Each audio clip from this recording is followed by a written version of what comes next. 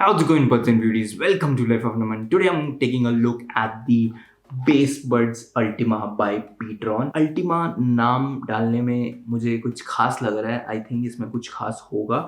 It comes at a price of 1999. मैंने 2000 के नीचे से खरीदा है. And again it's a competitor of the noise buds VS103. 500 रुपये से महंगा आता है, बट लेट्स सी क्या इसमें नए फीचर्स हैं. Let's take a look of these buds very very quickly.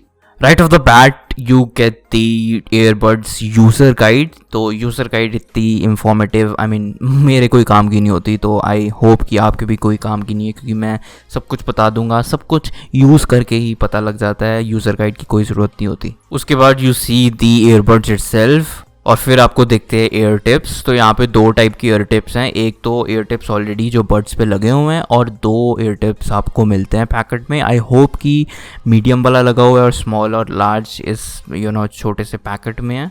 उसके बाद you get to see the charging cable, और ये टाइप सी केबल है, तो आप बेझिझक अपनी जो फ़ोन की केबल है वो यूज़ कीजिए. अगर वो टाइप सी है तो अपनी फ़ोन की केबल को सब जगह यूज़ कीजिए, बड्स को चार्ज करने के लिए, फ़ोन को चार्ज करने के लिए.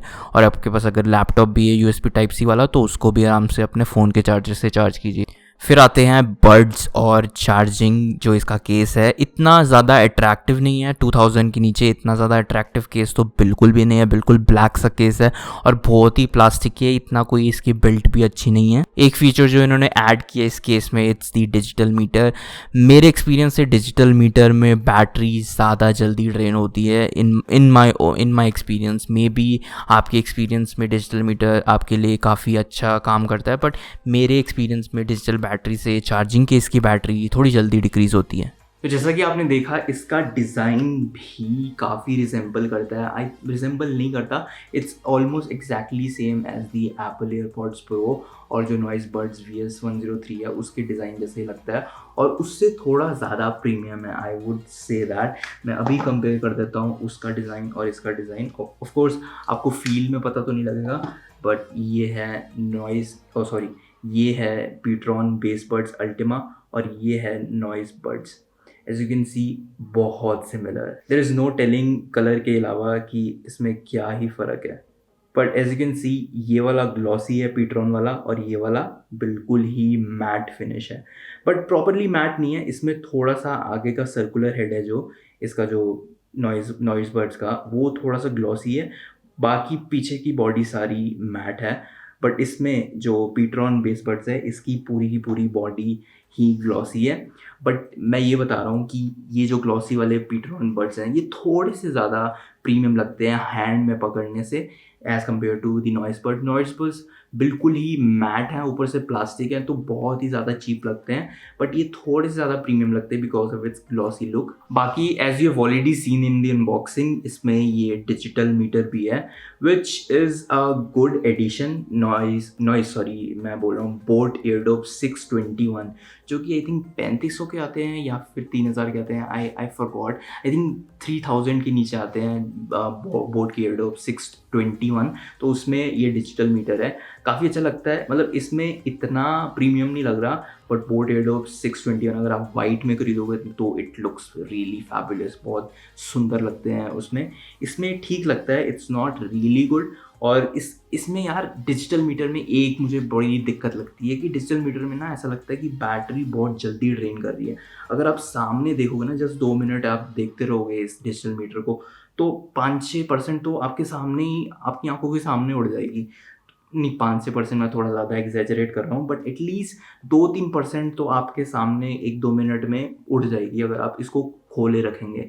तो आई थिंक डिजिटल मीटर में थोड़ी बैटरी कम रहती है. आई डोंट नो केस की बैटरी कम रहती है कि बड्स की बैटरी कम हो रही है. आई थिंक केस की बैटरी कम हो रही है इसमें, तो थोड़ी बैटरी ज़्यादा कंज्यूम करता है एक डिजिटल मीटर वाला charging case. Coming on to the sound quality, तो साउंड क्वालिटी के मामले में यार ये ज़बरदस्त है.